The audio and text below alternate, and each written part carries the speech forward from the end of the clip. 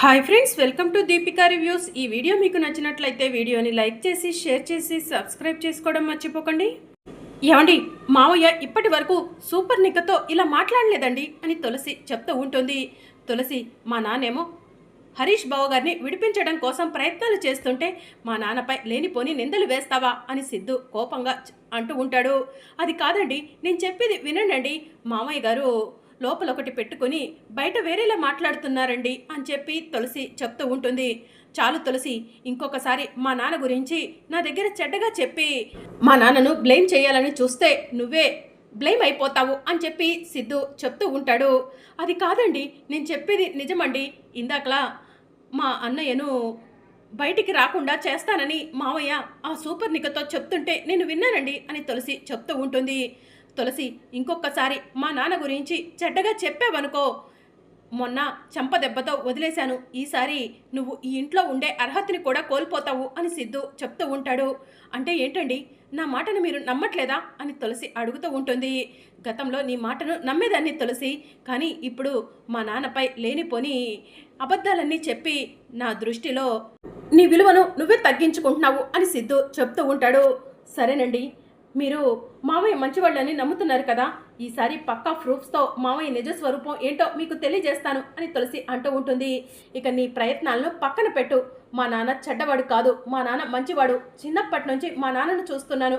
మా నాన్న గురించి నువ్వు నాకు చెప్తావా అని సిద్ధు కోపంగా అక్కడి నుంచి వెళ్ళిపోతాడు. ఇక తులసి, మావయ్య మీరు ఆయన ముందేమో ఒకలా మాట్లాడుతున్నారు, ఆయన లేనప్పుడు మరోలా మాట్లాడుతున్నారు కదా, మీ గుట్టు త్వరలోనే ఆయన ముందు బయట పెడతాను. ఆయన నన్ను అపార్థం చేసుకుని నన్ను అసహించుకునేలా చేస్తున్నారు కదా, త్వరలోనే మిమ్మల్ని అసహించుకొని మీ నిజ స్వరూపం తెలుసుకొని బాధపడేలా చేస్తాను అని చెప్పి తులసి మనసులో అనుకుంటుంది. అప్పుడే బసవరాజు, నీలంబరి తులసి దగ్గరికి వస్తారు. తులసి చుట్టూ రౌండప్ చేస్తారు. పక్కపక్కమని నవ్వుతూ ఉంటారు. ఏంటి మోయ్య, ఆయన ముందు నేను ఫూల్ అయ్యానని మీరు సంతోషపడుతున్నారు కదా అని తులసి అంటుంది.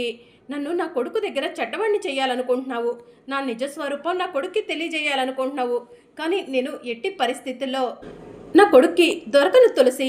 నన్ను నా కొడుకు ముందు తప్పు చేసిన వాడిగా నిల్చోబెట్టాలనుకుంటున్నావు, కానీ నా కొడుకు ముందు నువ్వే పిచ్చిదాని అయిపోతున్నావు. ఆ విషయం తెలుసుకుంటే చాలా బాగుంటుంది అని బసవరాజు అంటాడు. మీరు మా అన్నయ్యపై ద్వేషాన్ని పెంచుకొని కోపంతో మా అన్నయ్యను బయటికి రాకుండా చేయాలనుకుంటున్నారు, కానీ మా అన్నయ్యను బయటికి తీసుకొస్తాను. మా అన్నయ్య నిర్దోషని నిరూపిస్తాను. మా అన్నయ్య వెనక ఉండి ఇదంతా నడిపిస్తుంది మీరేనని ఆయనకు తెలిసేలా చేస్తాను మోయ అని తులసి అంటుంది. నీ వల్ల కాదు తులసి అని బసవరాజు అంటూ ఉంటాడు. నా వల్ల కాదంటున్నారు కదా, త్వరలోనే మీ నిజ స్వరూపం మీ కొడుకు సిద్ధుకి తెలియజేస్తాను, మిమ్మల్ని అసహించుకునేలా చేస్తాను అని చెప్పి తులసి బసవరాజుకి వార్నింగ్ ఇస్తూ ఉంటుంది.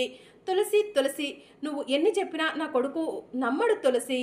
నువ్వే నా కొడుకు దగ్గర బ్లేమ్ అయిపోతూ ఉంటావు, తెలుసుకో అని బసవరాజు అంటూ ఉంటాడు. ఈసారి పక్కా ప్రూఫ్స్తో మిమ్మల్ని ఆయన దగ్గర తప్పు చేసిన వాడిగా నిలబెడతాను, చూస్తూ ఉండండి మోయ అని తులసి బసవరాజుకి వేలెత్తి చూపిస్తూ ఉంటుంది. ఒరే బసవ, చూసావా దీనికి ఎంత పొగరో, దీనికి ఎంత అహంకారమో, నీ వయసు ఎంత, దీని వయసు ఎంత, ఇది నీకు వేలెత్తి చూపిస్తుందిరా అని నీలాంబరి అంటూ ఉంటుంది. పాపం చూసి చూడనట్టు వదిలేయమ్మా, చిన్నపిల్ల కదా, తెలియక నా గురించి అలా మాట్లాడుతుందిలే అని బసవరాజు అంటూ ఉంటాడు. ఇది చిన్నపిల్ల కాదురా, పొగరెక్కిన ఆంబోతు అని చెప్పి నీలంబరి చెప్తూ ఉంటుంది. బామ్మగారు, మీ కొడుకు తప్పు చేస్తున్నాడు, మీ కొడుకు తప్పు చేస్తున్నాడని తెలిసి కూడా మీరు మీ కొడుకుని సపోర్ట్ చేయడం ఏం బాలేదు. ఏ తల్లైనా కొడుకు తప్పు చేస్తుంటే తప్పు అని చెప్పాలే, కానీ ఆ తప్పుని ఇంకా ఇంకా రెచ్చగొట్టాలని చూస్తున్నారు. చిచి, అసలు మీ ఇద్దరిని చూస్తుంటే నాకు ఎక్కడలేని కోపం వస్తుంది. కానీ మీరు తప్పు చేస్తున్నారు, మీ తప్పుని త్వరలోనే బయట పెడతాను అని చెప్పి తులసి కోపంగా అక్కడి నుంచి వెళ్ళిపోతూ ఉంటుంది. చూసావా బసవా, ఎలా రంకెలు వేస్తుందో ఆ తులసి ఇలా రంకెలు వేయటానికి కారణం నీ భార్య విశాలాక్షి అని చెప్పి నీలాంబరి అంటుంది. అది ఉత్తి వెర్రు బాగులదమ్మా, ఎవరు ఏం చెప్తే అదే నిజం అనుకుంటుంది. తులసి ఆ విశాలాక్షిని తన వైపు తిప్పుకుంది. ఇప్పుడు మనం ఆ విశాలాక్షిని ఏం చేసినా కూడా ప్రయోజనం ఉండదమ్మా అని బసవరాజు అంటూ ఉంటాడు. అదేంట్రా బసవ అలా అంటున్నావు, విశాలక్షిని 4 తన్నితే అది దారికి రాదా అని నీలాంబరి అంటుంది. ఇప్పటికే చాలా దెబ్బలు తిన్నదమ్మా. పెళ్ళైనప్పటి నుంచి ఎప్పుడు కూడా అన్ని దెబ్బలు తినలేదు. ఇప్పుడు అన్ని దెబ్బలు తింటుంది. వద్దులేమ్మా, వదిలేసేయ్ అని చెప్పి బసవరాజు అంటూ ఉంటాడు. ఒరే బసవ, నిన్ను చూస్తుంటే నువ్వు కూడా చీర కట్టుకొని చేతికి గాజులు వేసుకున్నట్టు అనిపిస్తుందిరా అని నీలాంబరి అంటుంది. అమ్మా, దేన్నైనా సరే మైండ్తో ఆడాలే కానీ మనం ఇష్టం వచ్చినట్టు గేమ్ ఆడాలనుకుంటే కుదరదమ్మా. మైండ్తో గేమ్ ఆడితేనే మనం గెలుస్తాము. చూస్తూ ఉండు, నేను గెలుపు సాధిస్తాను. ఆ హరీష్ని నిర్దోషిగా బయటికి రానివ్వను, వాడు జైల్లోనే మగ్గిపోవాలి అని చెప్పి బసవరాజు నీలాంబరితో చెప్తూ ఉంటాడు. ముందు ఈ తులసి ఆట కట్టించరా, ఆ తర్వాత హరీష్ గడి సంగతి చూద్దు గాని. ఈ తులసి బాగా విర్రవీగిపోతుంది అని చెప్పి నీలాంబరి చెప్తూ ఉంటుంది. సరే అమ్మా, ఆ తులసిని సిద్ధువే అసహించుకొని ఇంట్లో నుంచి బయటకు గెంటేలా చేస్తాను, చూస్తూ ఉండు అని చెప్పి బసవరాజు చెప్తూ ఉంటాడు. ఇక మరోవైపు శ్రీనివాసరావు, లక్ష్మి, జాను పరిగెత్తుకుంటూ వాణిని ఎత్తుకెళ్లిన రౌడీ ఇంటి దగ్గరకు వస్తారు. వాణి వదిన, వాణి వదిన అని జాను పిలుస్తూ ఉంటుంది. అమ్మ వాణి, వాణి అని చెప్పి లక్ష్మి పిలుస్తూ ఉంటుంది. రూమ్లో నుంచి వాణి పరిగెత్తుకుంటూ బయటికి వస్తుంది. వదిన, నీకేం కాలేదు కదా అని జాను అడుగుతూ ఉంటుంది. నాకేం కాలేదు జాను అని చెప్పి వాణి చెప్తూ ఉంటుంది. ఎవరు మీరంతా, ఏంటి ఇలా వచ్చారు, ఇది ఎవరిల్లు అనుకుంటున్నారు అని రౌడీ శ్రీనివాసరావుని అడుగుతూ ఉంటాడు. మీకు దండం పెడతాము, తప్పు చేసింది మా కొడుకు, మీరు ఏదైనా చేయాలనుకుంటే వాణ్ణి చేయండి, కానీ మా కోడల్ని ఎందుకు ఎత్తుకొచ్చారు అని చెప్పి శ్రీనివాసరావు అడుగుతూ ఉంటాడు. తప్పు చేసింది మీ కొడుకు, మీ కొడుక్కి సిగ్గు శరం అనేవి లేవు. భార్యను ఎత్తుకొస్తేనైనా పరువు పోతుందనని డబ్బు తీసుకొచ్చి ఇస్తాడేమో అనుకున్నాను, కానీ పోతే పోయిందిలే అని భార్యను కూడా వదిలేసి రోడ్ల మీద తిరుగుతున్నాడు. అసలు వాడు మీ కడుపున ఎలా పుట్టాడండి అని రౌడీలు అడుగుతూ ఉంటాడు. బాబు, వాడిని కని పెద్ద తప్పు చేశామనిపిస్తుంది, దయచేసి మా కోడల్ని వదిలిపెట్టండి బాబు అని చెప్పి శ్రీనివాసరావు అంటూ ఉంటాడు. వాడు డబ్బు తీసుకొచ్చి నాకు ఇచ్చే వరకు మీ కోడల్ని వదిలిపెట్టడం జరగదు, మర్యాదగా అడ్డు తప్పుకోండి, ఇక్కడి నుంచి వెళ్ళిపోండి అని రౌడీలు అంటూ ఉంటారు. మా వదిన్ని తీసుకెళ్లకుండా మేము ఎక్కడికి వెళ్ళము అని చెప్పి జాను అంటుంది. దాంతో రౌడీలు జానుని వెళ్ళరా, మేమే వెళ్ళగొడతాం అని చెప్పి తల పట్టుకొని నెట్టేస్తాడు. దాంతో జాను వెళ్ళి ఒక షార్ప్ గోడ మీద పడిపోబోతూ ఉండగా జయనందన్ జాను చేతిని గట్టిగా పట్టుకుంటాడు. జయనందన్ని చూసిన జాను జై సార్ అని అంటూ ఉంటుంది. అవును జాను, ఇందాకలా ఫోన్ చేస్తే మీరు ఇక్కడికి వస్తున్నా అని చెప్పారు కదా, వీడి గురించి నాకు బాగా తెలుసు, అందుకే నేను కూడా వచ్చాను అని జయనందన్ చెప్తూ ఉంటాడు. ఎవడ్రా నా భార్యను తోసేసింది, ఎవర్రా అని చెప్పి జయనందన్ అడుగుతూ ఉంటాడు. నేనే, ఏం చేస్తావు అని ఒక రౌడీ జయనందన్ని అంటూ ఉంటాడు.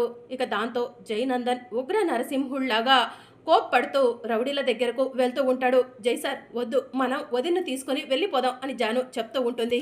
మర్యాదగా చెప్తున్నాను, వాణి గారిని వదిలేసేయండి, లేదంటే నా చేతుల్లో చస్తారు అని చెప్పి జయనందన్ అంటూ ఉంటాడు.